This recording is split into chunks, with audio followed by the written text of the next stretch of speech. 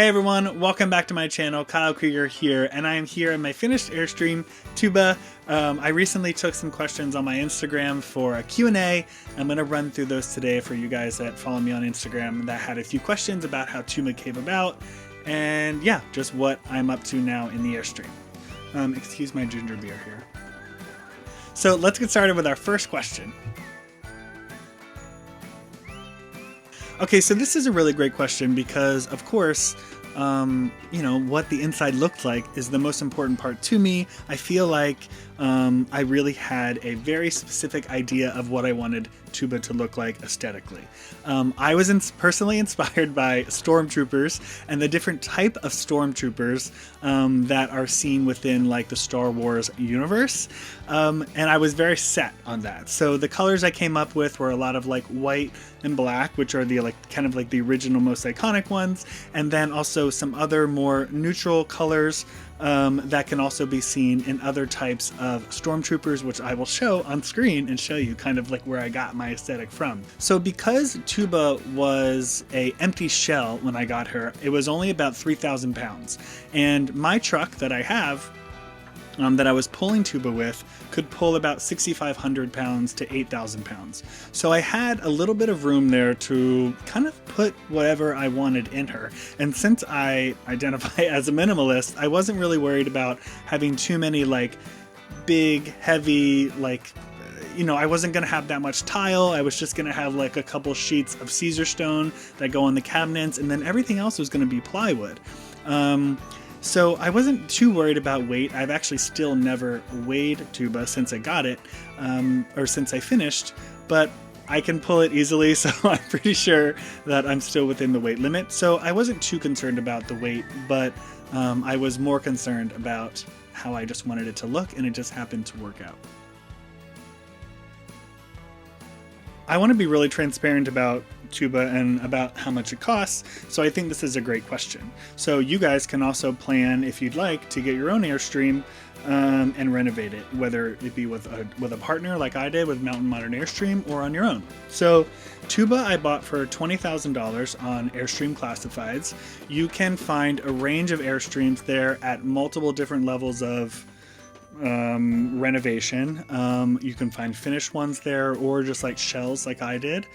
And so that was for 20, which arguably is pretty high, especially when you come to find out on my previous videos how I was a little bit duped into buying a lemon, and I had a lot of work to do, even though I thought I was buying something that was ready to go. So I'll link those other videos down below if you want to see the troubles I had in the beginning. And then I would say the renovation in total cost me $120,000 in addition to that 20 up front. So I kind of got out of Tuba with about spending $140,000-ish. The limit that I wanted to spend was $100,000, since that's kind of what I had saved up. I mean, I'm 39 years old. This is my house. So this is my first home purchase. I was pretty comfortable with spending that much money, and I want to live in it. So I'm okay at it. I'm not really that worried about resale. I'd love to keep it forever if I could. So if you want to do this on your own, you could save a lot of money by not working with a company. You probably could, if you wanted to build out the Airstream on your own and you're not a carpenter, it may not be as perfectly designed, but you could still outsource and you would save a lot of money on labor, especially if you're doing a lot of the labor on your own.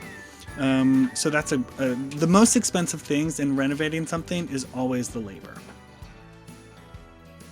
Well, this is a read. No, I totally get Tuba took a really long time to renovate.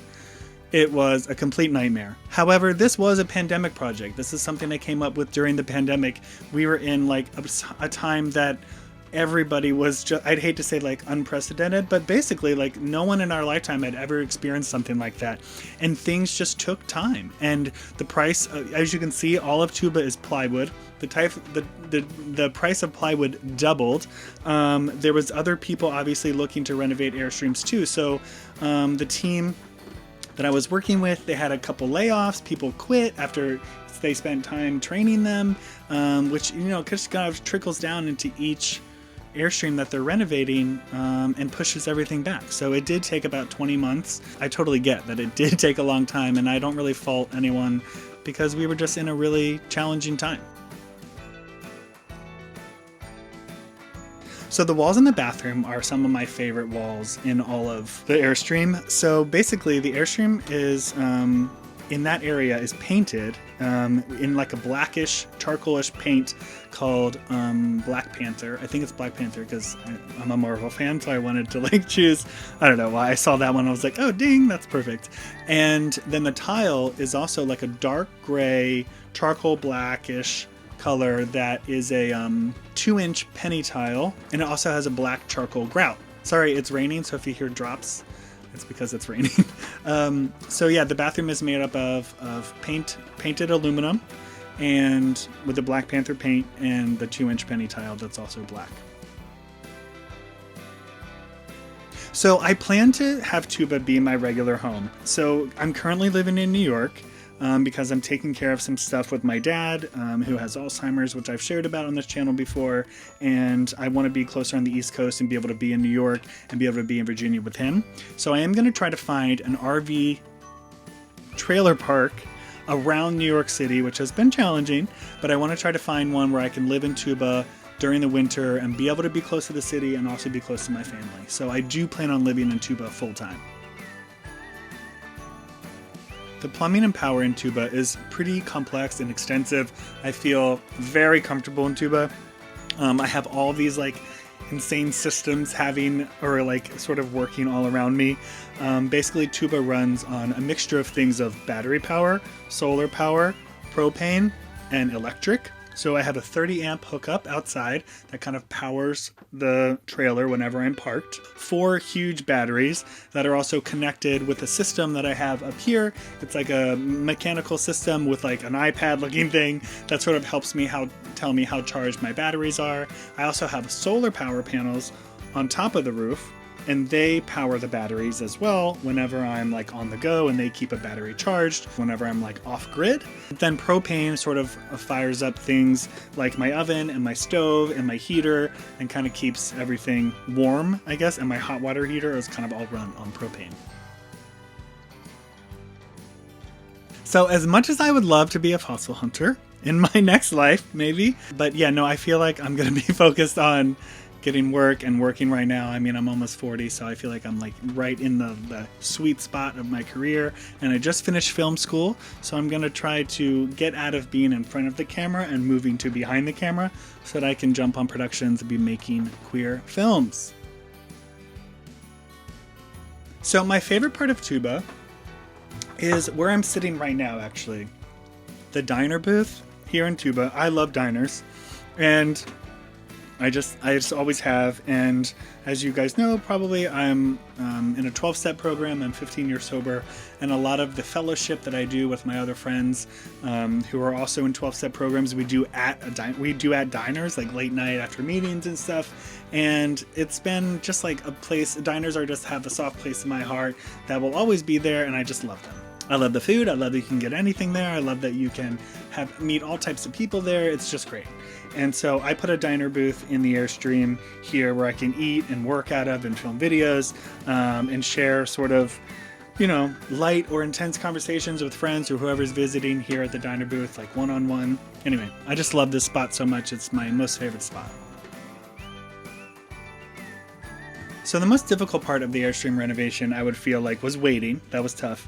And also, I guess like post-renovation, figuring out how everything works. Also like being a homeowner and just like always having to like fix things and navigate new things and like figure out how to hook up the hitch and move the trailer and park the trailer, and like when the propane is low, having to do that, and then whenever like the batteries aren't working and charging correctly. I mean, there's so many things that just like add up that frustrate me that I have to just be like, breathe, like work through it and take things step by step.